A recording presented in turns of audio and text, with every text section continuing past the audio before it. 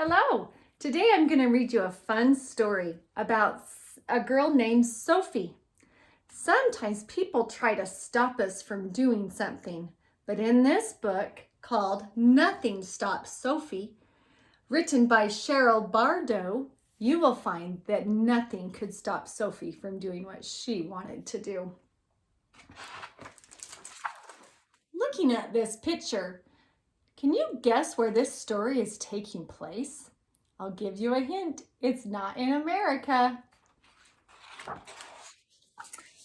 Long ago in Paris, a young girl named Sophie Germain understood that math could do more than measure lengths of silk and tally accounts in her father's shop.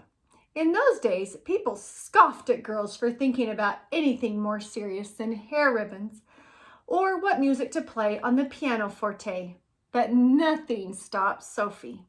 Telling Sophie not to think about math was like telling a bird not to soar. Ideas came to Sophie day and night, and she sneaked out of bed to study math while others slept. Monsieur and Madame Germain worried that being smart would bring their daughter heartbreak and scorn. So they seized Sophie's candles, they stopped lighting fires in her room, and they snatched away her warm dresses, desperate to make her stay tucked into bed. Still, nothing stopped Sophie. One morning, Sophie was found bundled in blankets asleep at her desk next to a pot of ink that had frozen solid. Finally, Sophie's parents let her daughter indulge her mathematical dreams. For a girl to become a mathematician would be impossible anyway.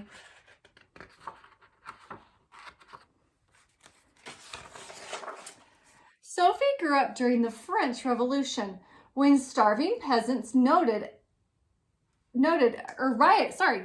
against rich kings and nobles who feasted on sausages, salads, and sweets. When the streets were unsafe outdoors, Sophie's parents kept her indoors. As cries for equality echoed from the roof tiles, she cherished how math could make sense of the world. Math, with its clear and simple laws, math with its strong sense of order, math which defines when the world is in balance.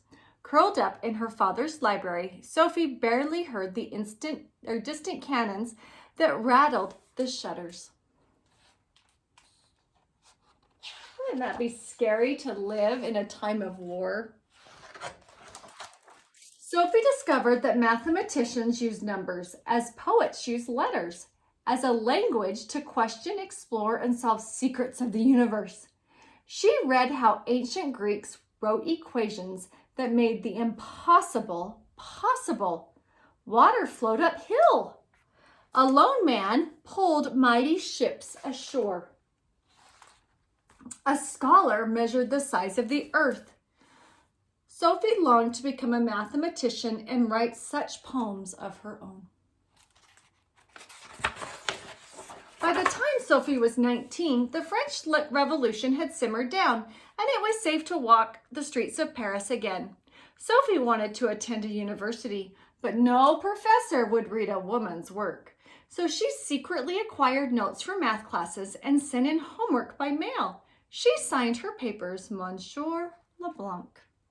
That means Mr. LeBlanc in English. Then one day, a knock came at the door. Professor Joseph Louis Lagrange had come to meet the mysterious student who sent in extraordinary homework without coming to class. We'll never know who received the greater shock. Professor Lagrange could not have guessed that Monsieur LeBlanc was a modest young lady in a ruffled blouse with a dark hair in a top knot. And Sophie could not have imagined a visit from the world-famous scholar. Was her dream about to take flight? With Sophie's secret discovered, news of the girl prodigy rippled through Paris. Gossips couldn't imagine a girl so smart until they met her themselves. And soon Sophie's calendar swelled with dinner parties. She hardly knew what to say in these stuffy drawing rooms, surrounded by gawkers and finery. She ached to talk seriously about math. Yet no mathematician would take a young lady truly under his wing. Still, nothing stopped Sophie. She kept up her studies. She seized every chance to chat with scholars at luncheons and in salons. Under her pen name, she wrote one of the most brilliant mathematicians ever, Carl Friedrich Gauss.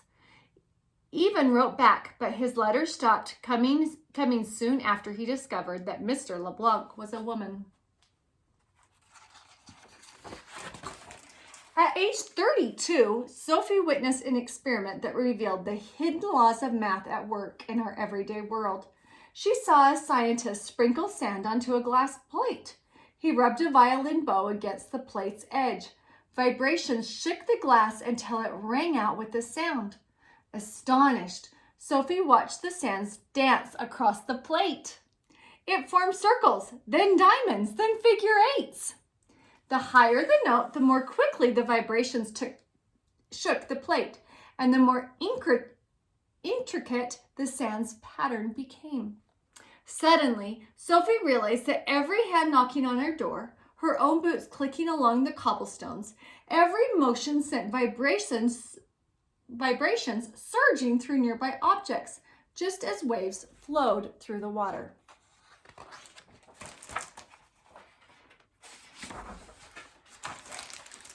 The rest of Paris was agog too. The prestigious Academy of Sciences offered a medal worth 3,000 francs to anyone who could find a mathematical formula that would predict patterns of vibrations. This information could affect buildings, bridges, and who knew what else. How much vibration was too much? At what point would an object break? Academy scholars called the problem impossible. Their heads spun just thinking about the many ways vibration might move an object. But nothing stopped Sophie. Just as math measures how bird wings move up and down during flight, Sophie knew math could measure a surface moving up and down from vibration. She made her best guesses at what would affect the movement. Then she added and subtracted and multiplied and divided. Sophie spent 2 years trying numbers in different combinations to write her equations. Then she submitted her work to the Academy, and this time Sophie used her own name.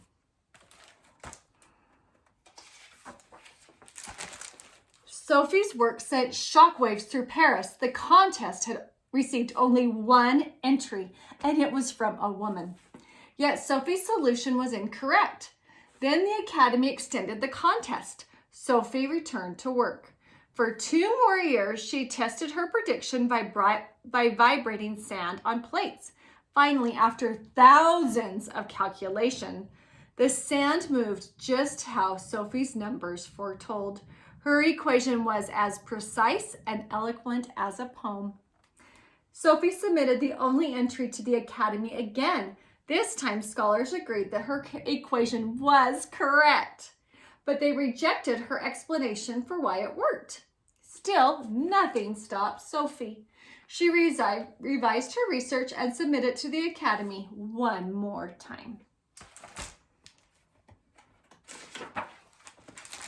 In 1816, Sophie Germain became the first woman to win a grand prize from the Royal Academy of Sciences.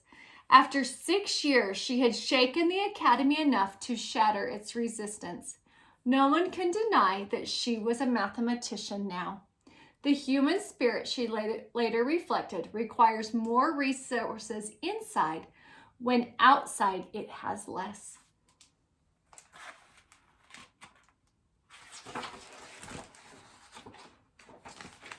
After Sophie's work, mathematicians sought even better ways to predict vibration patterns. Eventually, their discoveries made it possible to build the Eiffel Tower in Paris and modern skyscrapers and lengthy bridges all over the world. Sophie is celebrated today because nothing stopped her. Her fearlessness and perseverance have inspired many people. Perhaps she will also inspire you. Did Sophie inspire you to keep working at something harder than maybe you thought you could? I know she did for me. Nothing stopped Sophie.